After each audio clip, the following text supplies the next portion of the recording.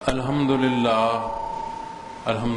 رب العالمین والصلاة والسلام علی حبیبہ محمد وآلہ وصحبہ اجمعین اما بعد فاعوذ باللہ من الشیطان الرجیم بسم اللہ الرحمن الرحیم قال اللہ تعالی فی القرآن الکریم والفرقان الحمید کما ارسلنا فیکم رسولا منکم یتلو علیکم آیاتنا ویزکیکم ویعلمکم الکتاب والحکمت ویعلمکم ما لم تکونوا تعلمون وقال اللہ تعالی ان اللہ وملائکتہ یصلون علی النبی یا ایھا الذین آمنوا صلوا علیہ وسلموا تسلیما اللهم صل على محمد النبي الأمي وآله وصحبه وبارك وسلم قال محمد رسول الله صلى الله عليه وسلم قال الله كل عمل ابن آدم له إلا الصيام فإنه لي وأنا أجزي به اللهم سبحانك لا علم لنا إلا ما علمتنا إنك أنت العليم الحكيم مولایا صلی وسلم دائما ابدا علی حبیبک من زانت بہ السرور۔ انتہائی قابل احترام معزز مہمانان گرامی، صاحب مجازین سلسلہ عالیہ، ذمہ داران، قابل صد احترام معزز احباب گرامی، میری انتہائی واجب الاحترام خواتین، السلام علیکم ورحمۃ اللہ وبرکاتہ۔ الحمدللہ اللہ کریم کا احسان ہے، اللہ جل شانہ نے دین اسلام پر یہاں جمع فرمایا۔ اللہ کریم ہم تمام کا یہ جمع ہونا قبول فرمائے۔ میں یہ جانتا ہوں کہ آج جس موسم میں ہم یہاں جمع ہیں یہ دیہی علاقہ ہے، اور اس دیہی علاقے کی اس موسم میں جو ضروریات ہیں وہ فصلوں کے حوالے سے بہت اہم ہے۔ میں خود بھی انہی مصروفیات کا حامل انسان ہوں۔ جہاں فصل کاٹنی ہے وہاں فصل بونے کا وقت بھی ساتھ ہے۔ زندگی کی مصروفیات جب تک زندہ ہیں یہ ساتھ ہیں۔ ہم تمام اس مصروفیت میں دین اسلام کے لیے جمع ہوئے ہیں۔ اللہ کریم یہ قبول فرمائے، اور اللہ کریم یہ جو بے موسم بارشیں ہیں اس میں اپنی حفاظت فرمائیں۔ حالات کی زبوں حالی کے ساتھ ایک عام آدمی کو بہت بڑی سپورٹ ہے کہ اس کو فصل میسر آ جائے۔ دوسرا، اس شہر میں 2 دفعہ پروگرام کا انعقاد جو ہے کیے جانے کی کوشش کی گئی، کسی نہ کسی سبب اس پروگرام کے لیے جو تکمیلی مراحل ہیں ان میں ہم سب نہیں پہنچ پائے۔ تو اس لیے آج کا جو انعقاد ہے اس میں اللہ کریم تمام احباب کی کوشش بھی قبول کرے، انتظامیہ کو اجر عطا فرمائے۔ ہمارا آج کا موضوع، چونکہ جو پروگرام رہ گئے تھے ان کا موضوع بعثت رحمت عالم صلی اللہ علیہ وسلم تھا، اور اس موضوع پر پروگرام جو ہے اسے آپ ماضی، حال یا مستقبل کے صیغے میں بات کر سکتے ہیں، لیکن جب موضوع عشق محمد رسول اللہ صلی اللہ علیہ وسلم ہو تو وہ زمانوں کی قید میں نہیں آتا، وہ لمحہ لمحہ حیات بھر اور تسلسل میں رہتا ہے۔ اس لیے کہ یہ وہ محبت ہے جسے ایک دن کی کسی ساعت میں، ایک ہفتے میں، مہینے میں یا ایک سال میں نہیں، یہ ماہ و سال کی قید سے باہر ہے، یہ حیات کے تسلسل اور اس کی روانی کے ساتھ منسلک ہے۔ پھر اب چونکہ آمد ہے رمضان المبارک کی، تو ان 2 موضوعات کے تحت گزارشات پیش کروں گا۔ میں نے آپ کے سامنے ایک حصہ قرآن کریم سے تلاوت کرنے کی سعادت حاصل کی ہے، اور دوسرا حصہ مختصر حدیث مبارکہ پیش کی۔ کلام ذاتی میں اللہ رب العالمین نے ارشاد فرمایا کما ارسلنا فیکم رسولا منکم، کہ جیسا کہ ہم نے تم میں سے تمہارے پاس پیغمبر بھیجا، یتلو علیکم آیاتنا، جو ہماری آیات تم کو پڑھ کر سناتے ہیں، ویزکیکم، اور تم کو پاک کرتے ہیں، ویعلمکم الکتاب والحکمہ، اور تمہیں کتاب اور دانائی کی باتیں سکھاتے ہیں، وَيُعَلِّمُكُم مَا لَمْ تَكُونُوا تَعْلَمُونَ، اور تم کو وہ علوم سکھاتے ہیں جو تم نہیں جانتے تھے۔ دوسرے حصے میں جو مختصر حصہ حدیث شریف کا پیش کیا ہے، یہ حدیث قدسی ہے۔ نبی کریم صلی اللہ علیہ وسلم نے فرمایا کہ اللہ کریم فرماتے ہیں کہ کل عمل ابن آدم، ہر عمل جو ابن آدم کا ہے یہ اس کے لیے ہے، اور پھر فرمایا لیکن روزہ خاص میرے لیے ہے، وانا اجزی بھی، اور میں ہی اس کا بدلہ دوں گا۔ اس آیہ کریمہ میں اللہ رب العالمین نے جب یہ ارشاد فرمایا کہ جیسا کہ ہم نے تم میں سے تمہارے پاس پیغمبر بھیجا، مبعوث فرمائے، معزز سامعین کرام، ہماری اپنی ذاتی حیات، اس حیات کا تسلسل اس بات کی شہادت دیتا ہے کہ کوئی چیز زائد نہیں ہوتی، کسی نہ کسی استعمال کو، کسی نہ کسی کار کو ہوتی ہے، اور تمام مخلوق میں یہ جو مخلوق بشر ہے، چونکہ اس کے ساتھ بحیثیت مکلف اور مخلوق بھی ہے، لیکن نیابت اللہ کریم نے اسے عطا فرمائی، کلام ذاتی سے اسے نوازا، انبیاء اور رسول مقربین بار الہ اللہ کریم نے اس مخلوق میں مبعوث فرمائے۔ اس کارگہ حیات کے تسلسل کو غور فرمائیں۔ میں پہلے عرض کر رہا تھا کہ ہمارا دیہی علاقہ زیادہ ہے اس شہر کے ساتھ۔ ایک زمیندار کی حیثیت سے آپ غور فرمائیں کتنی مخلوق ہے، کسی نہ کسی پہرائے میں، کسی نہ کسی ضمن میں اس بشر کی خدمات پر مامور ہے۔ ہم جان پائیں نہ جان سکیں، ہم سمجھ پائیں نہ سمجھ سکیں، یہ الگ موضوع اور الگ بات ہے۔ حقیقی معنوں میں جب آپ اپنے گرد و پیش دیکھو گے تو ہر شے کسی نہ کسی پہلو میں آپ کو، مجھے اپنی زندگی کے تسلسل میں یا کسی پہلو میں تقویت کا سبب ہوگی۔ اب جب ہر شے کو اور ہر مخلوق کو دیکھیں گے تو وہ کسی مقصد کو ہے، تو جسے مرکزی حیثیت حاصل ہے وہ کیسے ممکن ہے کہ بغیر مقصد کے ہو؟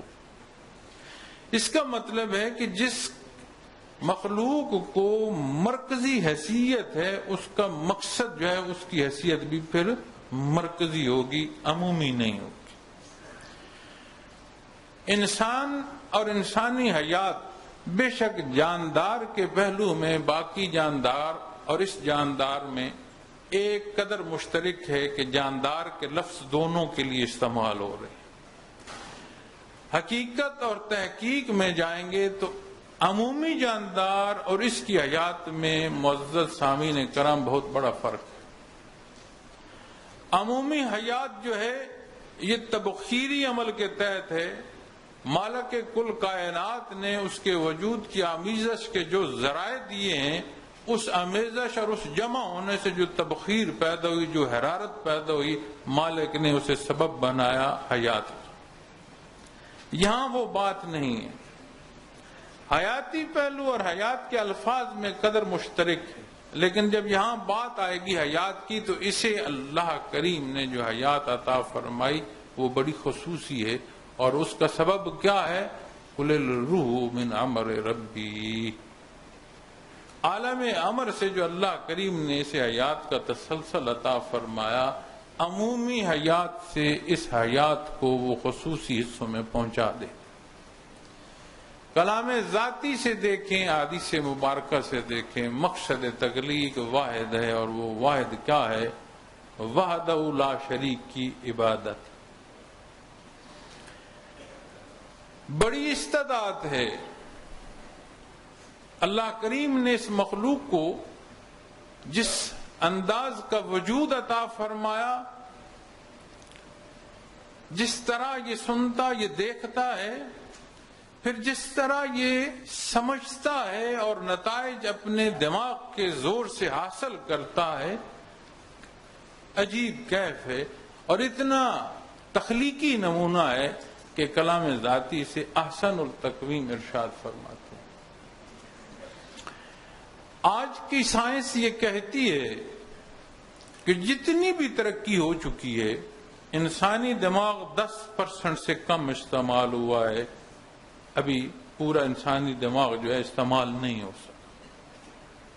اسے کس قدر اللہ کریم نے دماغی صلاحیت عطا فرمائی کہ 10% سے کم دماغ کو استعمال کر کے دنیا میں وہ کچھ سائنٹیفکلی چینج آئی ہے، وہ کچھ ایجادات آئی ہیں کہ اس پوری دنیا کو ایک گاؤں کا نمونہ بنا دیا گیا ہے، جسے آج کی زبان میں اسے گلوبل ولیج کہتے ہیں۔ آپ یہاں بیٹھے دنیا کے دوسرے حصے میں بات کر سکتے ہیں۔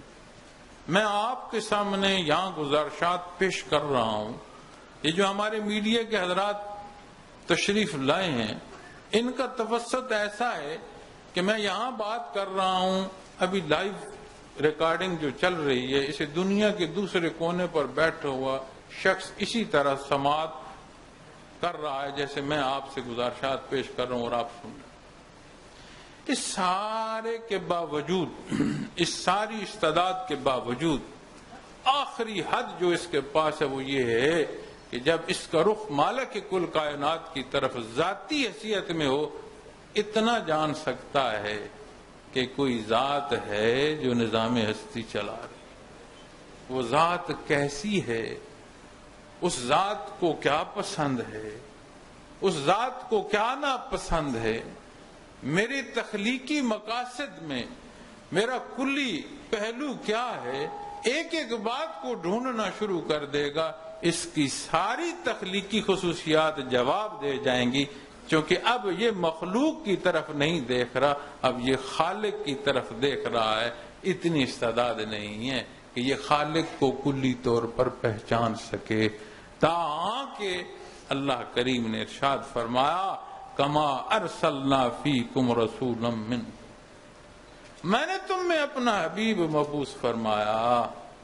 انبیاء اور رسول اللہ کریم کا وہ عظیم احسان ہے جنہیں اللہ نے سبب بنایا کلام ذاتی اس مخلوق تک پہنچانے کے۔ یہ وہ در ہیں، یہ وہ تعلق ہیں، اور یہ وہ ذریعے ہیں جو اس مخلوق کی جہاں استعداد ختم ہوتی ہے، اسے مزید آگے جو بارگاہ عزت کی شناسائی ہے، جہاں تک اللہ کریم کو منظور ہے، وہاں تک شناسائی کا سبب بنتے ہیں۔ تو اس نظام حیات کی تکمیل اپنے مقصد کی طرف یہ عطا ہے اللہ کریم کی، جو اس نے اپنے حبیب ہمیں بحیثیت امت محمد الرسول اللہ صلی اللہ علیہ وسلم امام الانبیاء سے نوازا۔ جب بات عمومی آئے گی، انبیاء رسول حضرت آدم علیہ السلام سے بات کی ابتدا ہوگی، اور انتہا بات کی جو آئے گی وہ نبی کریم صلی اللہ علیہ وسلم کی ذات اقدس پر آ کر رکے گی۔ اس کا احسان، اس کا کرم، الحمدللہ کہ اس نے ہمیں امت محمد الرسول اللہ صلی اللہ علیہ وسلم کا فرد پیدا کیا۔ آپ امام الانبیاء، انبیاء کو اللہ کریم نے آپ کی امامت میں دوگانہ ادائیگی کی جو ہے وہ کرم عطا فرمایا۔ آپ صلی اللہ علیہ وسلم کی ذات وہ ہے، اگر نبوت کو ایک عمارت کی شکل میں دیکھا جائے تو آپ ارشاد فرماتے ہیں کہ ساری عمارت مکمل ہو چکی تھی مگر آخری سل باقی تھی، فرمایا وہ سل میں۔ عمارت نبوت کی مکمل تب ہوئی جب بعثت محمد الرسول اللہ صلی اللہ علیہ وسلم۔ جب بات آتی ہے اس موضوع کی بعثت کے حوالے سے تو لفظ بعثت کیا ہے؟ عمومی طور پر ہم نے سنا ولادت باسعادت ہے، عشق مصطفیٰ کی بات ہوتی ہے، آپ سے اظہار محبت کے انداز ہیں، ہدیہ عقیدت میں نعت مبارک پیش کی جاتی ہے، آپ صلی اللہ علیہ وسلم کی شان بیان کرنے کے لیے سیرت پاک کے واقعات بیان کیے جاتے ہیں۔ اور ایک ذیلی بات عرض کرتا جاؤں، حضرت جی رحمت اللہ تعالی علیہ فرمایا کرتے تھے کہ سیرت پاک کا مطالعہ کیا کرو، اس سے عشق مصطفیٰ میں اضافہ نصیب ہو۔ تو معزز خواتین و حضرات، آپ صلی اللہ علیہ وسلم کی ذات وہ ذات ہے جس ذات کو اللہ کریم نے رحمت للعالمین ارشاد فرمایا۔ جب باقی سارے موضوعات سے آپ سے اظہار محبت ہو رہی ہے، اس موضوع کو الگ ماہ مبارک ربیع الاول میں بھی بیان اور اس سے الگ بھی بیان کیا جا رہا ہے، یہ نکتہ ہے کیا؟ ربیع الاول میں بہت جگہ پر گزارشات پیش کرنے کا اللہ کریم موقع عطا فرماتے ہیں۔ غیر ربیع الاول میں بھی دنیا جہان میں دین کی دعوت اور تبلیغ کا موقع ملتا ہے، کم علمی ہو، کمزوری ہو، جو بھی کہہ لیں، الفاظ سلامت نہ ہوں، ایک درد دل ہے، پورے شوق، پورے ذوق، پوری نیت کے ساتھ اللہ کی خوشنودی کے لیے ایک آواز بلند کرتے رہتے ہیں۔ اللہ کریم مشائخ اعظام کی محنتیں قبول فرمائے، حضرت امیر مولانا محمد اکرم آوان رحمۃ اللہ تعالی علیہ کے درجات بلند فرمائے۔ ہمیں یہ سبق ان ہستیوں کے قدموں سے نصیب ہوا، یہ امانت ہے، اللہ کریم اس امانت کو خالص ادائیگی کی توفیق عطا فرمائے، اپنی حفاظت فرمائے، اپنی ذات سے جو ہماری کمزوریاں اللہ کریم ہمیں اس سے حفاظت فرمائے، اللہ کریم ہمیں شیطان کی شیطنت سے محفوظ رکھے، اللہ کریم ہمیں گرد و پیش کے حالات کی جو تلخیاں ہیں اس سے محفوظ رکھے۔ تو اس موضوع کو لے کر ہم ماہ مبارک ربیع الاول میں بھی سرگرداں رہے۔ آج تو ماہ مبارک ربیع الاول کی بات نہیں، آج کیوں بیان ہو رہا ہے؟ نقطہ سمجھنے کی ضرورت ہے۔ دو رشتے ہیں، ایک رشتہ ہے نسبی جو وراثت میں نسل با نسل خونی طور پر نصیب ہوتا ہے، جیسے ہم اپنی اجداد کی تاریخ لکھتے ہیں کہ دادے کا نام ہے، پھر پوتے کا نام ہے، اس طرح والد سے پوتے تک آئے، ایک نسبی رشتہ ہے۔ تو معزز سامعین کرام، نسبی رشتہ اس حدود کا پابند ہے جہاں تک خونی تعلق جائے گا، اس کے تحت یہ نسبی رشتہ آئے گا۔ دوسری بات آتی ہے رشتے کی، وہ ہے ایمانی رشتہ۔ معزز سامعین کرام، ایمانی رشتے میں خون کی یا نسل کی قید نہیں رہتی، پھر دونوں رشتوں کو جب ماپا جائے گا اور جب تولا جائے گا تو تول بحیثیت مسلمان بندے مومن کے پاس کیا ہے؟ شریعت۔ جب شریعت محمدی صلی اللہ علیہ وسلم کے تحت اسے تولا جائے گا تو اگر نسبی رشتے میں ایمانی پہلو نہیں ہے تو پھر جو ایمانی پہلو ہے وہ مقدم ہو جائے گا، ایمانی رشتہ مقدم ہو جائے گا، بھلے نسبی رشتہ ہے تو بھی وہ مقدم نہیں رہے گا، مؤخر ہو جائے گا۔ اس کی مثال قرآن کریم میں دے۔ حضرت نوح علیہ السلام اللہ کے اولو العزم نبی اور رسول، آدم ثانی آپ کو بیان فرمایا گیا، آپ کا بیٹا آپ کی آنکھوں کے سامنے غرق ہوا، پانی کی لہروں کے سپرد ہو گیا۔ آپ نے اس کے ضمن میں عرض کی، اللہ نے فرمایا آپ کی اولاد وہ نہیں، آپ کی اولاد وہ ہے جو آپ کے ساتھ کشتی میں سوار۔ نسبی رشتہ کیا تھا؟ سگی اولاد تھی۔ شریعت کے تحت ایمانی رشتے پر نہیں آئے، اس رشتے کی حیثیت اللہ نے قرآن کریم میں یہ بیان فرما دی، وہ آپ کا ہے کچھ نہیں۔ نسب رد کر دیا گیا ایمانی رشتے کے نہ ہونے پر۔ نبی کریم صلی اللہ علیہ وسلم کی ذات اقدس، آپ صلی اللہ علیہ وسلم سے جنہیں نسبی رشتہ نصیب ہے، اللہ کریم ان کی حفاظت فرمائے، اللہ کریم انہیں عمل صالح کی توفیق عطا فرمائے۔ بہت بڑا اللہ کا کرم اور احسان ہے ان پر۔ لیکن یہ بات ضرور عرض کروں گا، اس لیے عرض کروں گا کہ یہ دین ہے، میری یا آپ کی پسند کی بات نہیں ہے۔ یہاں پسند وہ ہوگی جو اللہ کو پسند ہے، یہاں پسند وہ ہوگی جو اللہ کے حبیب کو پسند ہے۔ اب اس رشتے میں جو نسبی ہے بہت کم حصہ آ گیا، ہر کسی کو نبی کریم صلی اللہ علیہ وسلم سے نسبی رشتہ حاصل نہیں، مخصوص حصہ آ گیا۔ اس مخصوص حصے کی عظمت تب تک برقرار ہے جب تک وہ اتباع محمد الرسول اللہ صلی اللہ علیہ وسلم پر کاربند ہے۔ جب تجاوز آئے گا وہ حیثیت نہیں رہے گی۔ ایک اصولی بات عرض کر۔ اب بات آ گئی اس نسبی رشتے کی، پھر بات آ گئی جو ہماری آپ سے ہدیہ عقیدت اور اظہار محبت میں ولادت باسعادت کے موضوعات پر بات ہوتی ہے۔ آپ صلی اللہ علیہ وسلم کی ولادت باسعادت کو منایا جاتا ہے، اظہار محبت کی جاتی ہے، اظہار محبت پر بحث ہو سکتی ہے، کہاں تجاوز ہے، کہاں حدود کا خیال رکھا گیا، یہ بات ہو سکتی ہے۔ اس پر کوئی بات ہے ہی نہیں کہ آپ کی ولادت کی کوئی خوشی نہ منائے، اس پر بات ہے کوئی نہیں۔ کوئی کہہ لے، اس کے کہنے کا کسی کو اثر نہیں، کوئی سنا دے، کوئی لکھ دے، کوئی جس پہلو کو دیکھ لے، اس کے کہنے کا فرق کوئی نہیں پڑتا۔ لیکن جب بات ولادت باسعادت کی آئے گی تو مجھے اور آپ کو نسبی رشتہ وہ جو نسلی ہے، اللہ کا یہ احسان ہے کہ حضرت علی کرم وجہ الکریم سے جو رشتہ ہے، یہ نبی کریم صلی اللہ علیہ وسلم کے ساتھ رشتے کا سبب ہے، یہ اس کا احسان ہے۔ اللہ کریم مجھے اس رشتے کی تعظیم کی توفیق عطا فرمائے۔ عمومی ایک بات کر رہا ہوں، تو ان عمومی تعلقات میں جو چیز عرض کرنا چاہتا ہوں وہ یہ ہے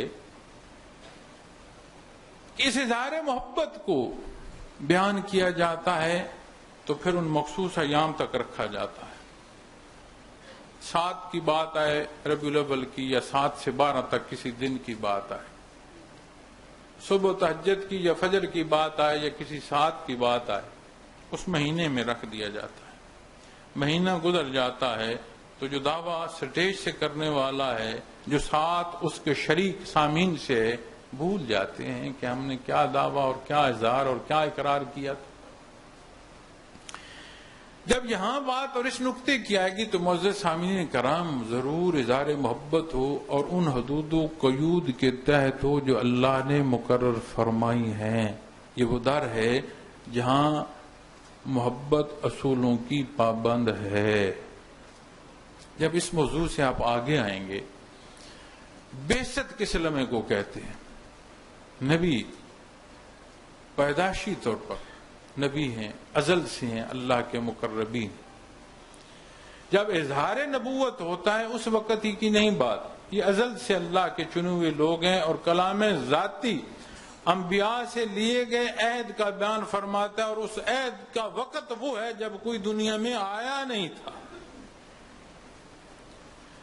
تو جب بات اس طریقے سے کی جائے گی تو معزز سامعین کرام، اس موقع کو اظہار نبوت سے پہلے کو علماء کرام کہتے ہیں ولایت نبوت کا وقت۔ جس طرح ہمارا نعت خان نعت جو پیش کر رہے تھے ہدیہ عقیدت اور حضرت جی کا لکھا ہوا کلام تھا، تو صادق الامین لفظ اس نے آپ صلی اللہ علیہ وسلم کی شان میں یہاں ہدیہ عقیدت میں پیش کی۔ یہ بعثت سے پہلا ہے، اظہار نبوت سے پہلا وقت ہے یہ وہ وقت ہے جس وقت کو آپ ولادت نبوت کہیں گے، جس میں آپ صلی اللہ علیہ وسلم نے ایسا اپنا زندگی کا حصہ اہل مکہ کے ساتھ بسر کیا کہ آپ کے وہ مبارک انداز زندگی ایسے تھے کہ وہ مجبور ہو گئے آپ صلی اللہ علیہ وسلم کو صادق الامین کہنے کی۔ جب بات آتی ہے وحی کی، نزول قرآن کی، کلام ذاتی کی، اس حق کے اظہار کی، اس موقع کو کہتے ہیں بعثت۔ اور بعثت پر جب بات آتی ہے تو پھر نبی کریم صلی اللہ علیہ وسلم کی شان کے حوالے سے جب بات آتی ہے تو بات آتی ہے بعثت محمد الرسول اللہ صلی اللہ علیہ وسلم۔ تو معزز سامعین کرام، یہ اللہ کا احسان ہے کہ اس نے ہمیں آپ صلی اللہ علیہ وسلم کی نبوت سے سرفراز ہمیں فرمایا، ہماری خوش بختی ہے، اس کا احسان ہے۔ یہ آیا کریمہ فرما رہے ہیں کہ جیسا کہ ہم نے تم میں سے تمہارے پاس پیغمبر بھیجے، یتلو علیکم آیاتنا، جو ہماری آیات تم کو پڑھ کر سناتے ہیں۔ جب اس آیات کے تحت آئیں گے تو بنیادی حصہ یا بنیاد کیا ہے؟ بنیاد ہے عقیدہ، شرائط ایمان۔ یتلو علیہم آیات ہی کے تحت جب آپ اس کی تفسیر کریں گے تو یہاں پر معزز سامعین کرام جو بات آئے گی، عقائد سے لے کر اصول عبادات تک کے جو ہیں وہ اس حصے کے تحت آ جائیں گے۔ یتلو علیہم آیات ہی، میری آیات پڑھ کر تمہیں سناتے ہیں۔ قرآن کریم کیا ہے؟ سارے کا سارا جو دین ہے اس کا بیان قرآن کریم میں اس کے تحت آ جاتا ہے۔ اس کے تحت جب آتا ہے تو فقہی حدود بھی اس کے تحت آ گئی، جنہیں عقیدہ کہیں، شریعت کے اصول کہیں، جس پہلو پر بات کریں اس کے تحت آ گئے۔ دوسرے حصے میں جو معنی اس کے عمل میں جو پہلا حصہ ہے وہ کیا ہے؟ عبادات۔ عبادات کے تحت آپ فرائض کی بات کریں، سنت کی بات کریں، نفل کی بات کریں، کسی پہلو کی بات کریں، وہ مزید عبادات کے تحت آئے گی، لیکن اصولی طور پر عبادات اس بات کے تحت آ جائیں گی۔ اب جب بات عبادات اور اس کے تحت آ جائے گی تو پھر یہاں آج جو ہمارا دوسرا موضوع ہے معزز سامعین کرام، اس آیا کریمہ کی تفسیر میں وہ دوسرا موضوع بھی آ جاتا ہے۔ عقائد کے بعد پہلا حصہ جو آتا ہے عبادات میں وہ فرائض کا آتا ہے۔ پہلا فرض کیا ہے؟ نماز، صلاۃ۔ وہ انعام جو اللہ کریم نے نبی کریم صلی اللہ علیہ وسلم کو معراج شریف کے موقع پر عطا فرمایا، وہ انعام جس کی ادائیگی دن میں 5 دفعہ ہے لیکن اس کا اجر اور ثواب 50 بار کا ہے۔ وہ انعام جو اللہ کریم نے نبی کریم صلی اللہ علیہ وسلم کو حیات دنیا میں سے عرشوں پر بلایا اور معراج شریف کی جو حصے ہیں وہ عطا فرمائے، اس لمحے پر جو انعام عطا فرمایا، اور اس لمحے پر وہ انعام آپ صلی اللہ علیہ وسلم کو ایسا عطا ہوا کہ آپ صلی اللہ علیہ وسلم کی امت کے ایک ایک فرد کے لیے وہ انعام مقرر ہو گیا۔ دوسرا حصہ روزہ۔ نماز میں چھوٹ نہیں ہے، کھڑے ہو کر نہیں پڑھ سکتے بیٹھ کر پڑھ لو، بیٹھ کر نہیں پڑھ سکتے لیٹ کر پڑھ لو، اشارے سے پڑھ لو، ہوش میں ہو نماز کی رخصت نہیں ہے۔ جس نماز کو ہم دوست کے آنے پر چھوڑ دیتے ہیں، جس نماز کو ہم طبیعت کی خرابی کے نظر کر دیتے ہیں، جس نماز کو ہم مصروفیات دنیا کے لیے چھوڑ دیتے ہیں اور قضا کر دیتے ہیں، کسی صورت اس کی معافی نہیں ہے۔ اور عبادات ہمارے لیے ہماری بہتری کا سبب ہے، عند اللہ اس کی ضرورت نہیں ہے۔ اس کا کرم ہے کہ ہمیں اس قابل کرتی ہیں کہ مخلوق کی حقیقی معنوں کو پا سکتی ہے ان عبادات کو اختیار کرنے کے بعد۔ معزز خواتین و حضرات، دوسرا حصہ جب آتا ہے رمضان المبارک کا تو یہ وہ حصہ ہے جو اللہ کریم نے ہر امت پر فرض فرمایا۔ یہ بات ہو سکتی ہے کہ اس کے فرضیت کے احکام کیا تھے، اس حکم میں شرائط کیا تھی، اوقات کیا تھی، کھانے پینے کا حکم کیا تھا، یہ بات ہو سکتی ہے، لیکن اصولی طور پر یہ عبادت ہر ایک کے لیے اللہ کریم نے فرض فرمائی۔ اب جب اس عبادت کی بات کریں گے اور اس آیہ کریمہ میں جہاں فرضیت رمضان کی بات آتی ہے اور پہلوں کا ذکر آتا ہے، تو جب نتیجے پر بات آتی ہے لعلکم تتقون، تاکہ تم پرہیزگار ہو سکو۔ ہر عبادت کا اثر ہے، ہر عبادت کا حاصل ہے، وہ حاصل اخروی اپنی جگہ پر، حیات دنیا میں وہ حاصل ہے، اور اس کے حصول میں نہ صرف بات اجر و ثواب بلکہ ہماری زندگی کے معمولات کے تحت بھی حصے وہ آتے چلے جاتے ہیں۔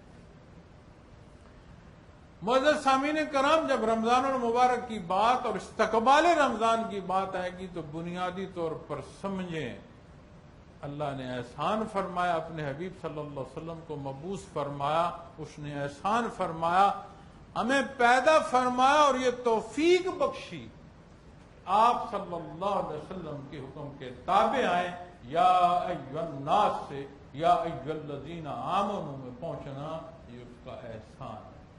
عمل صالح کی طرف جب بات آئے گی پھر سمجھ آئے گی رمضان المبارک آ رہا ہے، اس کے انتظار میں محبت ہو یا اس کے انتظار میں تھر تھراہٹ ہو، رمضان آ رہا ہے کیا بنے گا، یا اللہ نے میری زندگی میں ایک بار پھر رمضان المبارک عطا کیا، یہ خیال ہو کہ میں ان دنوں کو، یہ جو دن شعبان کے میں ان کو گن رہا ہوں، کتنے دن رہ گئے رمضان المبارک میں، کتنے دن رہ گئے ان مبارک گھڑیوں میں جن میں اللہ کریم جو ہے وہ پہلے کریم ہے، وہ بخشش اتنی کرتے ہیں کہ جس کا پھر اور حساب، پہلے حساب کتاب کوئی نہیں، اور پھر جو بے حساب ہے وہ اللہ کریم فرماتا ہے میں نفلوں کو بھی فرائض سے مطابق جو ہے اس کا اجر عطا فرماتا ہوں۔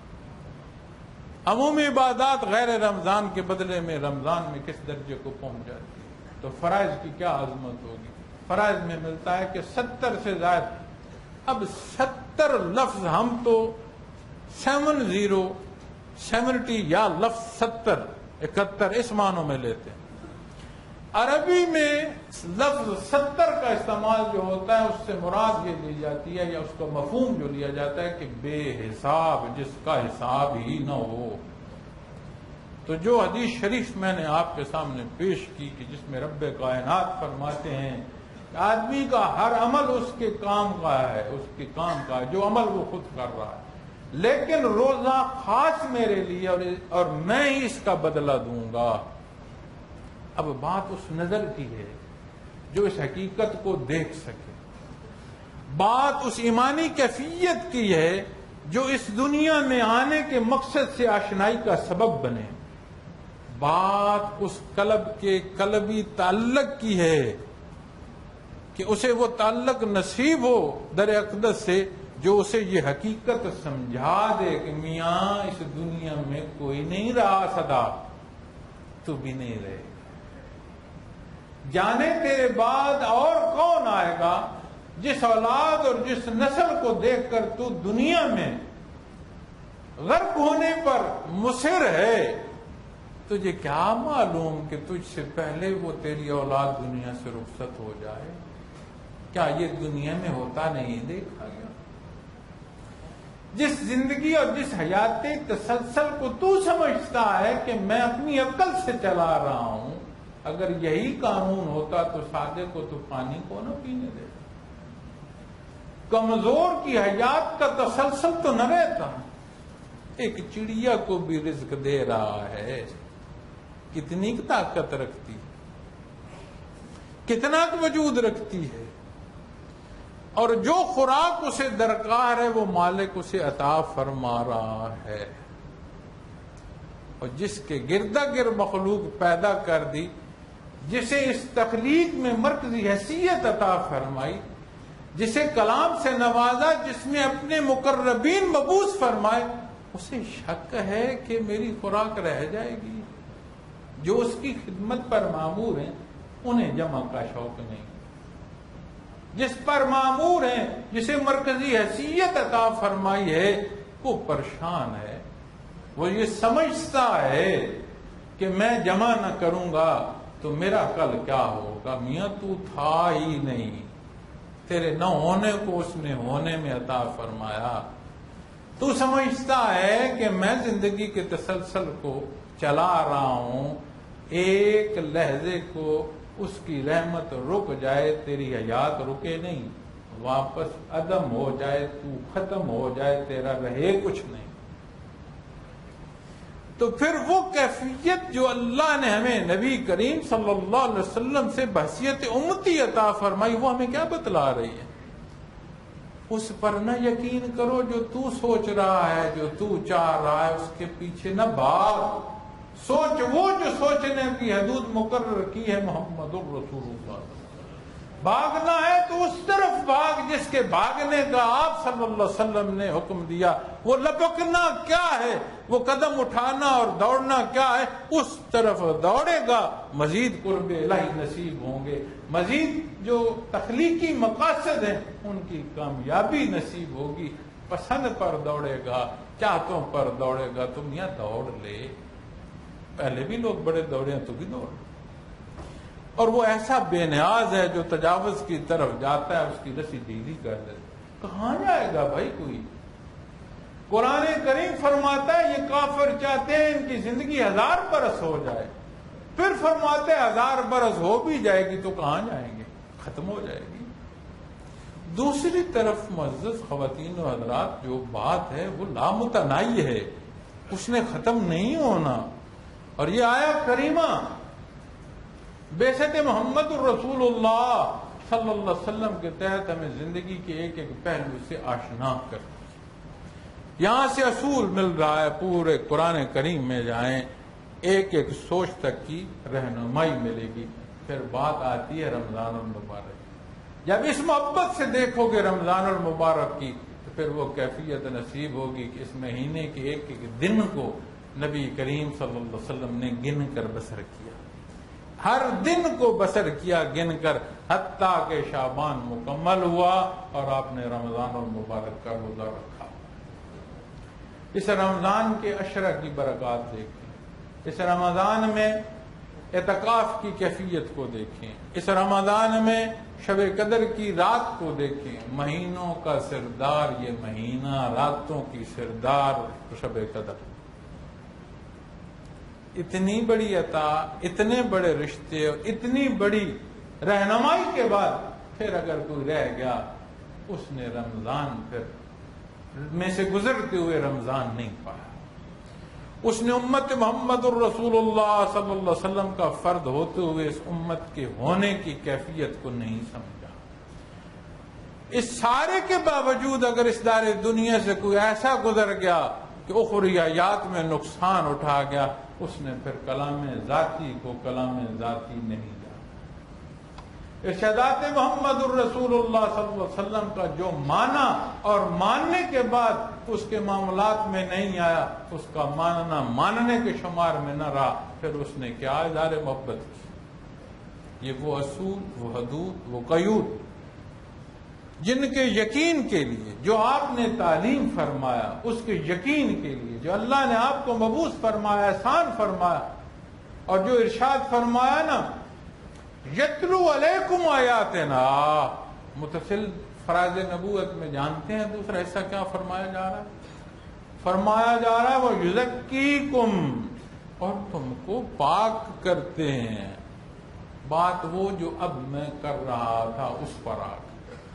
کون ہے جو یہ کہے کہ مجھے نہیں معلوم کہ عقائد کیا ہے؟ کون ہے جو اللہ کی وحدانیت کا مسلمان انکار کرے؟ کون ہے جو امام الانبیاء آپ صلی اللہ علیہ وسلم کی ذات کی عظمت کا انکار کرے؟ کون ہے جو یہ کہے کہ فرائض میں فرض نماز مجھے نہیں معلوم، رمضان کی فرضیت کو کوئی کہے میں نہیں جانتا؟ کون ہے؟ اس بھرے حال میں ہے کوئی بندہ جو یہ کہے کہ میں نہیں جانتا؟ میں بھی جانتا ہوں، آپ بھی جانتے، جو سن رہے ہیں وہ بھی جانتے ہیں. اس جاننے سے ہماری زندگیوں میں وہ تبدیلی کیوں نہیں آ رہی جس کی رہنمائی قرآن کریم عطا فرما رہا؟ وہ پہلو ہم میں کیوں نہیں پنپ رہے کہ عشق مصطفیٰ کی سچائی ہمارے کردار سے آیا ہو؟ کیا سبب ہے؟ آپ صلی اللہ علیہ وسلم سے اظہار محبت میں ہمارے اندر تفریق ہے، اور اس تفریق میں اس درجے کی سختی آ گئی ہے کہ وہ نفرت کی حدوں کو پہنچ چکی۔ آپ کی ذات تو نقطہ اتفاق ہے، آپ کا درد تو وہ در ہے جو تمام امت کو جمع کرنے کا ہے، آپ کا درد تو وہ درد ہے جس درد سے غیر مسلم کو بھی سکھ کا پیغام گیا۔ آپ کا درد وہ نہیں ہے کہ جس پر آپ کے چاہنے والے بام تو کار کر رہے ہوں۔ کیا سبب ہے؟ سمجھ آتی ہے، ہم جانتے ہیں، ماننے میں کوئی فرق آ رہا ہے، جانتے ہیں، مانتے اس درجے کا نہیں ہے کہ یہ جاننا ہماری زندگیوں میں عمل کی صورت میں نظر آ جائے۔ یہاں جب بات آئی تو فرمایا وَيُزَكِّيكُمْ، اور تمہارا تزکیہ کرتے ہیں۔ معزز سامعین کرام، فرائض نبوت کا پہلا حصہ جو اس کی وراثت ہے وہ علماء کرام کو اللہ نے عطا فرمائی۔ دین کا پڑھنا، پڑھانا، لکھنا، لکھانا، یہ اللہ کریم نے علماء کرام کو یہ شرف بخشا کہ اس بات کو لے کر مخلوق تک پہنچا رہے۔ یہ جو بات آتی ہے نا کیفی، سن لیا، پڑھ لیا، وسع کوئی نہیں۔ اس موضوع کو جب دیکھو گے تو اسے کہتے ہیں صدری علوم۔ معزز سامعین کرام، یہ صدری علوم سینہ با سینہ چلے، اسی لیے اسے سلسلہ کہتے ہیں، اسی لیے اسے صدری علوم کہتے ہیں کہ یہ سینہ با سینہ۔ ان موضوعات پر رہو گے تو پھر بات سلاسل تصوف کی آئے گی، کیفیات باطنی کی آئے گی، اولیاء کی آئے گی۔ اس راہ کو چلو گے تو پھر سمجھ آئے گی کتنا اللہ کا احسان ہے کہ اس نے ایسی ہستیاں عطا فرمائی جیسے حضرت امیر مولانا محمد اکرم امان رحمۃ اللہ تعالی۔ پھر سمجھ آئے گی، اس مسافر کو سمجھ آئے گی کہ یہ کون سے کیسے لوگ ہیں اور ان سے مجھے کیا حاصل ہو سکتا ہے۔ اس سے باہر کھڑا ہو کر دیکھے گا، کیا دیکھے گا؟ ایک زمیندار کو دیکھے گا، ایک وجی جوان کو دیکھے گا، ایک عزیز کو دیکھے گا، ایک ہمسایہ کو دیکھے گا، ایک محلہ دار کو دیکھے گا، ایک رائے کے اختلاف رکھتے ہوئے اپنے مخالف کھڑا کر کے دیکھ لے گا۔ وہ نہیں دیکھ پائے گا کہ یہ کیسی اللہ کی ہستی ہے تو میں یہاں سے کیا حاصل کر سکتا ہوں۔ اس کا کرم اور اس کا احسان، ہم کمزور ہیں، گناہگار ہیں، ساری باتیں ہیں، لیکن اس کا یہ احسان کہ آپ کے قدموں میں اس نے بیٹھنے کی توفیق بخشی۔ یہ سمجھتا ہوں کہ ہم جیسے بھی ہیں وہ قدموں کی خاک جو ہمیں بیٹھنے میں نصیب ہوئی، اللہ کریم ہماری زندگی میں یہ جو تسلسل ہے دین ایمان کا یہ برقرار رہنے کا سبب فرما دے، اپنا کرم اور احسان فرما دے کہ سبب میں ہماری زندگی جو ہے وہ مکمل ہو۔ یہ سانسیں، یہ چلتی سانسیں ٹوٹ جائیں گی، لیکن ٹوٹے اللہ کے نام پر، ٹوٹے اتباع محمد الرسول اللہ صلی اللہ علیہ وسلم کی صورت میں، تو پھر سانسوں کے ہونے کا بھی کوئی سمجھ آئی، پھر اس ٹوٹنے کی بھی کوئی سمجھ آئی۔ اگر یہ حصے نہیں ہیں تو ان سانسوں کا ہونا کیا، ان سانسوں کا ٹوٹنا کیا، پھر کوئی بات نہیں۔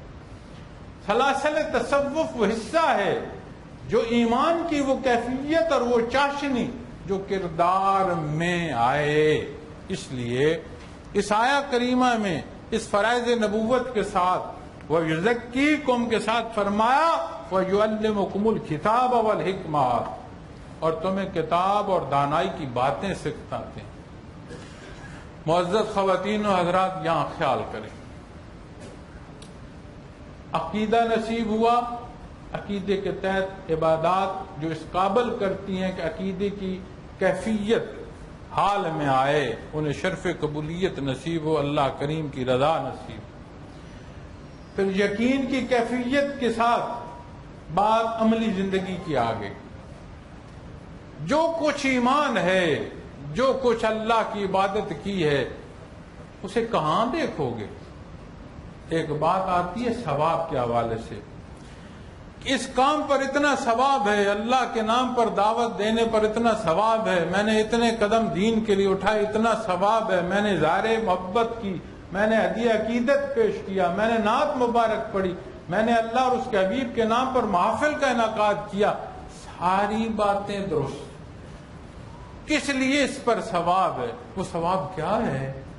آخرت کو جی ملے گا، اکٹھا ہو رہا ہے جمع بجا، مان لیا، حساب کتاب روز معاشر ہے، مان لیا۔ میاں آج جو زندگی ہے وہ محبت نہیں ہوگی جس میں اتباع نہیں ہوگا، وہ محبت نہیں ہوگی جس کے اصول قرآن و سنت کے تحت نہیں ہوں گے۔ کیا ہماری ساری زندگی نماز کی ادائیگی میں گزر رہی ہے؟ کیا ہماری ساری زندگی رمضان المبارک کے روزے رکھنے میں گزر رہی ہے؟ کیا ہمارا ہر زبان کا لفظ درود شریف کی تسبیح میں برسر ہو رہا ہے؟ او میاں نکال 24 گھنٹے کا سکیجول، دیکھ تو صحیح۔ یہ معمولات جو عبادات کے ہیں یہ تو تھوڑے رہ جائیں گے، زیادہ معمولات تو دوسرے ہوں گے۔ وہ کیسے بسر کر رہے ہو؟ کہتے ہیں سود نہیں چھوڑوں گا۔ کیوں نہیں چھوڑوں گا؟ اس لیے سارے سود پر کھا رہے ہیں۔ نہیں خیالات، کس دعوے پر چلے ہو؟ عمل پر کہاں کھڑے ہو؟ میں حج پر جا رہا ہوں، پیسے کہاں سے لیے؟ کسی کی جیب کاٹی ہے؟ کوئی نہیں دیکھ۔ والدین بوڑھے ہیں، ان کے ساتھ کیسے پیش آ رہے ہو؟ کوئی نہیں دیکھتا۔ اولاد کو انگلش آنی چاہیے، کلمہ شہادت آتا ہے یا نہیں آتا کوئی دیکھنے کی ضرورت نہیں۔ دنیا کی زندگی کی عظمت کو دیکھنا ہے، قبر کا حال سوچنا۔ وہ تعمیر دیکھی جو اخری حیات میں ہوگی تو سمجھ آتی ہے اگر عبادات کو شرف قبولیت ہے اور وہ ثواب جس کے پہاڑ کو ہم دیکھ رہے ہیں کہ میری عبادات پر جمع ہو رہا ہے، اس کا اثر یہاں نظر آئے گا۔ اگر اس اجر اور ثواب کا اثر یہاں کردار میں نظر نہیں آ رہا تو پلٹ کر دیکھو، میں نہیں کچھ کہتا۔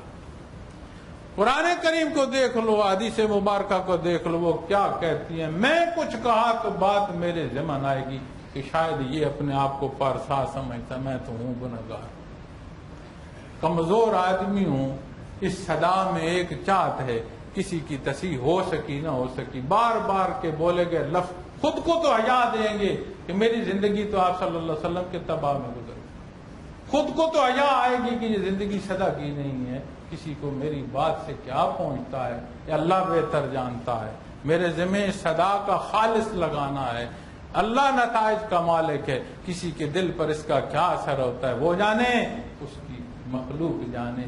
لیکن آج وہ موقع ہے، وہ زندگی کے حصے ہیں معزز سامعین کرام، جس میں ترازو کا اختیار تول میں ہمارے پاس ابھی حصہ ہے۔ جب بات اس کو دیکھو گے وَيُعَلِّمُكُمْ مَا لَمْ تَكُونُوا تَعْلَمُونَ، اور تم کچھ نہیں جانتے تھے، اس نے سبب عطا فرمایا جاننے کو۔ ہمیں اللہ کریم نے حضرت آدم علیہ السلام کا مٹی میں ہونا بیان کر کے بتایا، شیطان کی شیطنت سے آگاہ فرمایا، دنیا میں بھیجا جانا انبیاء اور رسول کے تسلسل سے آگاہ فرمایا، سابقہ کتب سے عطا فرمایا، اپنے مقرب جو فرشتے ہیں ان اور ان کی ذمہ داریوں پر اطلاع فرمائی، اپنی خوشی کے حصوں پر بیان فرمایا، اپنی ناراضگی کے حصوں سے منع فرمایا، اس دنیا کے رزق کی تقسیم کا بیان فرمایا، صحت و بیماری پر ارشاد فرمایا، اولاد کے ہونے اور اولاد کے نہ ہونے پر بیان فرمایا گیا، والدین کے ہونے اور ان کے سلوک پر بیان فرمایا گیا، اپنے وجود اور اپنے وجود کی جو سلامتی اور اس کی بہتری کی تدبیر پر بیان فرمایا گیا، دنیا کی وہ حقائق بیان فرمائے گئے جنہیں ہم بعد میں پہچان سکتے ہیں، اسلام ہمیں پہلے اطلاع دے۔ اور کیا چاہتے ہیں آپ؟ اللہ معاف فرمائے، لفظ سخت ہے، اس سارے کے بعد بھی اگر پھر تجاوز ہے تو لفظ سخت ہے، لیکن مجھے اور کوئی مل نہیں رہا سوائے بدبختی کے، پھر اور کچھ ہو نہیں سکتا۔ اللہ احسان فرمائے آپ صلی اللہ علیہ وسلم کی امت کا فرد ہو، اللہ احسان فرمائے کہ اللہ کے کلام سے نوازا گیا ہو، اس زندگی کی ساتیں ہوں، تسلسل ہو، پھر زندگی میں بار بار رمضان المبارک آ رہا، ان رمضان المبارک میں شب قدر کی رات آ رہی ہو، وہ برکتیں جو لوٹائی جا رہی ہیں ان کی بات ہو، پھر کوئی رہ جائے تو کیا کہیں گے؟ پھر عرض کروں گا معزز سامعین کرام، احترام رمضان میں پورا شوق رکھیں، اپنے آپ کو اللہ کے حضور پیش رکھیں، کمی بیشی معافی طلب کریں۔ جب اس کے حضور پیش ہو جائیں گے، اس کی غیرت گوارا نہیں کرتی کہ اس کے حضور کو اٹھایا گیا ہاتھ خالی جائے۔ نقص ہمارے ہاتھ اٹھانے میں ہے، عطا ہی عطا ہے، وہاں کوئی کمی نہیں ہے۔ استقبال رمضان، اس بار پھر رمضان المبارک آ رہا ہے، پورے شوق کے ساتھ، پورے جذبے کے ساتھ اس کا خیال رکھیں۔ میں دیہی علاقوں اور زمینداری کی بات کی، میں جانتا ہوں روزے کے ساتھ دن فصل میں گزارنا کیسا ہے۔ اس کی تپش روزے معاشر کی سختی سے زیادہ نہیں ہے۔ یہ پیاس اللہ معاف فرمائے، اللہ معاف فرمائے، اللہ معاف فرمائے، دوزخ کی پیاس سے بڑھ کر نہیں۔ اپنے اللہ کو حاضر ناظر جانیں، اپنے نبی کریم صلی اللہ علیہ وسلم کا حکم مانیں، اپنی حیات کو دین اسلام کے سپرد کر دیں۔ اس زندگی میں بھی سکھ رہے گا، اور وہ اخروی زندگی جہاں ہمیشہ رہنا ہے وہاں ہمیشہ کا سکھ ہوگا، وقتی اور لمحاتی بات نہیں ہوگی۔ اللہ نے توفیق عطا فرمائی ہے دین کو اختیار کرنے کی، تو ایسا کردار اختیار کریں جو امت میں محبت کا سبب ہو۔ ہم نے ساری چیزیں رواجات کی نظر کر دی، اور اللہ کریم فرماتا ہے کہ جو پہلوں کی بات کرتے ہیں وہ یہ بھی نہیں جانتے کہ تمہارے پہلے کیا جانتے تھے اور ان کا کیا صحیح تھا اور ان کا کیا غلط تھا۔ اور پہلوں کی بات کرتے ہو تو تمہیں بھی اس نے پیدا کیا، تم سے پہلوں کو بھی تو اسی نے پیدا کیا۔ کس پہلے کی بات کرتے ہو؟ جہاں بات کرو گے مخلوق تک رہ کر ختم ہو جائے گی، کیونکہ یہاں ارشاد خالق کی۔ تو وہ کردار جو ہمارے کلام سے ہو، وہ روزہ جو ہماری آنکھوں سے ہو، وہ روزہ جو ہماری سماعت سے ہو، وہ روزہ جو ہمارے کردار سے ہو، خالی اللہ کو بھوکا پیاسا رکھنا کسی کو مقصود نہیں، اور صاف ملکوتی عطا فرماتا ہے رمضان کے احترام کے ساتھ رکھا جائے تو ہماری زندگیوں میں بار دیگر یہ موقع ہے۔ اللہ کریم یہ توفیق عطا فرمائے۔ جو بات کردار کے حوالے سے کر رہا تھا اس کے اختتام کے ساتھ پھر طریقہ ذکر عرض کروں گا، اس کے بعد پھر اجتماعی دعا کریں گے۔ معزز سامعین کرام، ہم نے ہر چیز کو رواجات کی نظر کر دیا۔ اس میں دنیاوی حصوں میں قومی پہلو آ گئے ہیں، ملکی پہلو آ گئے ہیں۔ اس میں آپ سیاست کی بات کریں، آپ اداروں کی بات کریں۔ ہم نے رواجات، ضروریات، ذاتی منفعت تک چیزوں کو روک کر رکھ لیا ہے۔ اجتماعیت، معاشرے اس طرح ترقی نہیں کرتے۔ دوسرا حصہ میں آ جاتا ہے اسلامی پہلو۔ اسلامی پہلو میں معزز سامعین کرام، ہم اس حد تک گرے دین کو رواجات میں ڈالتے چلے جا رہے ہیں۔ اگر دین کا اختیار کرنا خالص ہوگا تو دنیا کی زندگی رواجات کی نظر نہیں ہوگی، وہ پلٹ آئے گی۔ تو یہ عرض کروں گا، اپنے نیک اور صالح عمل کو سب سے پہلے دین کے لیے اختیار کریں، اور دین کے لیے اختیار کریں اور اللہ کی رضا کے لیے اختیار کریں۔ یہاں بیٹھا اگر کوئی تقریر کر رہا ہے تو اسے مخلوق سے واہ واہ درکار نہ ہو، اسے یہ نہ ہو کہ کوئی کہے کہ ہاں بڑا مقرر ہے، اسے یہ خوف ہو کہ کوئی کمی بیشی نہ ہو جائے، اسے یہ خیال ہو کہ میرا اللہ اسے قبول کر لے، اسے یہ خیال ہو کہ میری بخشش کا یہ ذریعہ ہو جائے۔ اسی طرح اپنے معمولات زندگی کی نزاکت کو دیکھیں، اپنے گرد و پیش کو دیکھیں، اپنے والدین کی خدمت کو دیکھیں، اولاد کی پرورش کو دیکھیں، اہل خانہ میاں بیوی کے حقوق و فرائض کا خیال کریں۔ اس سارے سے آتے ہوئے دین کو اپنا جانیں گے تو یہ ترتیب درست ہوگی۔ پھر جب آتے ہیں ملک پر اور معاشرے پر، کبھی غور کیجئے گا دنیا میں جن ممالک میں انتشار ہے وہاں لوگ کیسے رہ رہے ہیں، کبھی غور کیجیے گا۔ میں کسی کی وکالت نہیں کرتا، لیکن یہ میں بڑے باوثوق طریقے سے کہہ رہا ہوں کہ ہماری ہی غلطیاں ہمارے معاشرے میں خرابی کا سبب ہیں۔ ہماری خرابی سے ہمارے معاشرے خراب، تصحیح کے لیے کوئی باہر سے نہیں ہے۔ اپنے ملک کو اپنا جانیں، اپنے کردار ادا کریں، اس لیے نہیں کہ کوئی کہے کہ تو بڑا اچھا پاکستانی ہے یا تو بڑا اچھا مسلمان ہے، اس لیے کردار ادا کریں کہ بحیثیت مسلمان ادا کرنا ہے، بحیثیت قوم ادا کرنا ہے، اور یہاں کو دیکھ کر نہ کریں۔ آخر نبی کریم صلی اللہ علیہ وسلم نے جو اصول عطا فرمایا، میں یہاں آپ کے سامنے اپنے ملک میں اپنے مسلمان بھائیوں اور بہنوں کے پاس بیٹھ کر یہ بات کر رہا ہوں۔ میں دنیا کا سفر کرتا ہوں، غیر مسلم ممالک میں بھی جاتا ہوں، غیر مسلم لوگوں سے بھی بات کرنے کا موقع ملتا ہے، اور وہ منافقت ہوگی کہ وہاں کوئی بندہ بات اور کرے اور یہاں بات جو ہے وہ کوئی اور کرے۔ اگر سب کو کہہ رہا ہوں کہ اللہ کی ذات حاضر ناظر ہے تو میاں میرا پہلے ایمان ہے تو کہہ رہا ہوں۔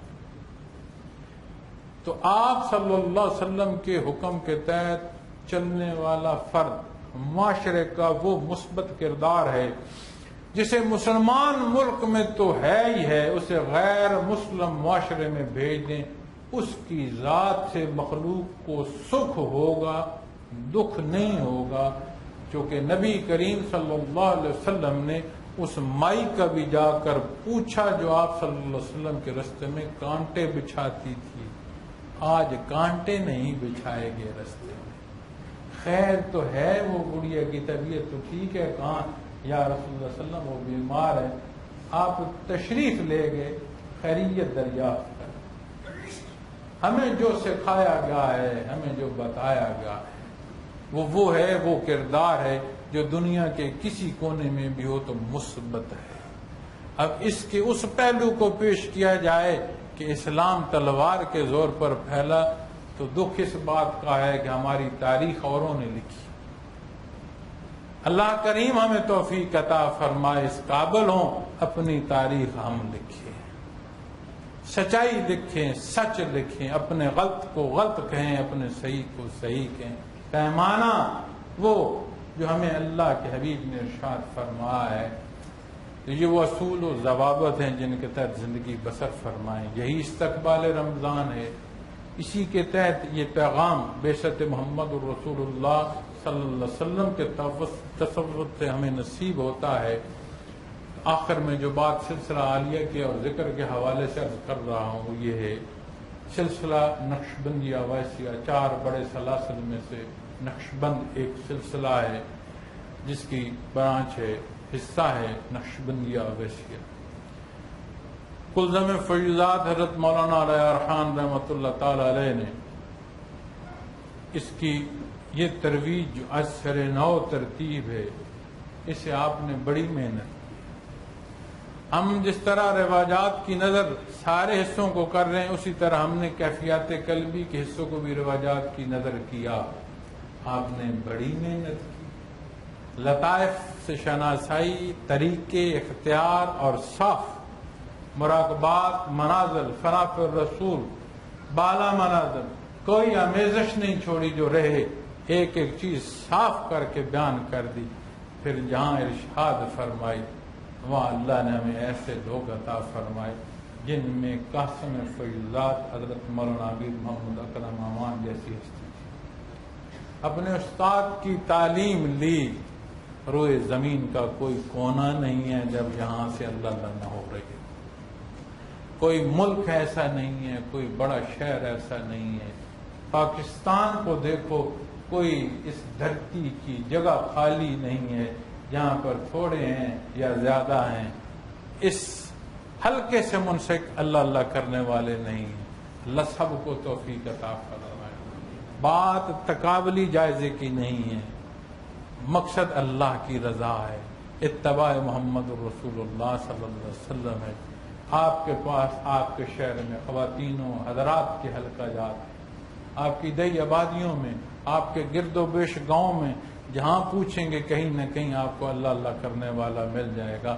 تو اس بات کو سمجھیں، کیفیات قلبی میری ملکیت نہیں ہے۔ خادم کی حیثیت سے یہ عزیز کو میں نے تعارف جب مجھے یہاں بیان کے لیے بلا رہا تھا، اس لیے نہیں روکا کہ مجھے اس کی آواز پسند نہیں، اس لیے روکا کہ مجھے یہ پسند نہیں آ رہا تھا کہ میرے نام کے وہ نعرے لگائے اور میں بیٹھا سنتا ہوں، روکا اس لیے۔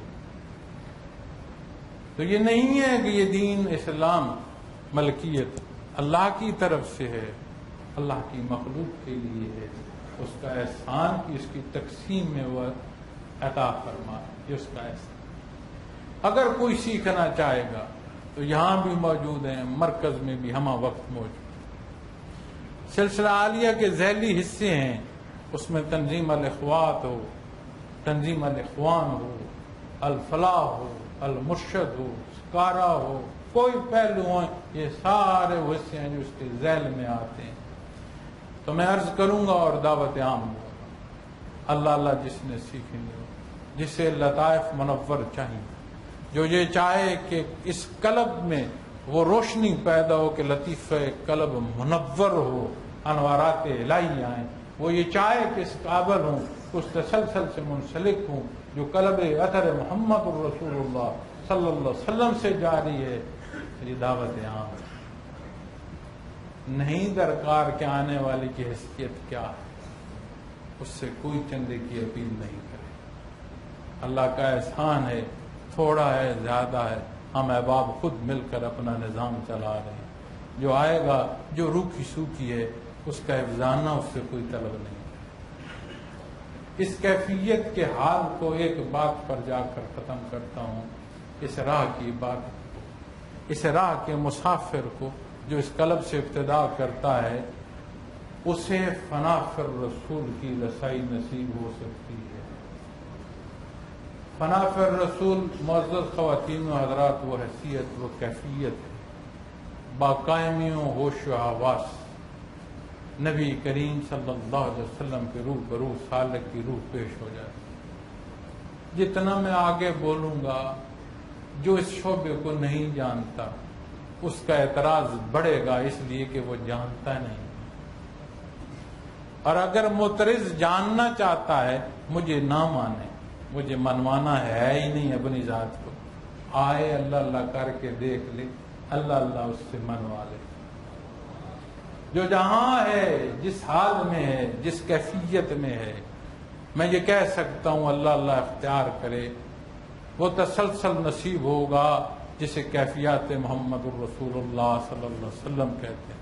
میں یہ کہتا ہوں کہ جب وہ کیفیت نصیب ہوگی، جہاں جس حال میں ہے اس سے مزید بہتری ہوگی، اور بہتری کے لیے میرے الفاظ نہ ہوں، بہتری کے اصول دیکھنے ہیں تو قرآن و سنت دیکھ لینا یہ کافی ہے، یہ حتمی ہے، اس کے بعد پھر اور کوئی بات رہ نہیں جاتی، باتیں جتنی ہیں اس کے ذیل میں ہیں، اس کے بعد کوئی حقیقت نہیں ہے۔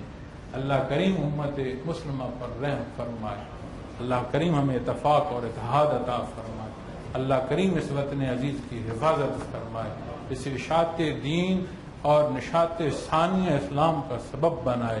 ساری دنیا میں ہم بحیثیت امت ذلیل ہو رہے ہیں، سبب ہمارا کردار۔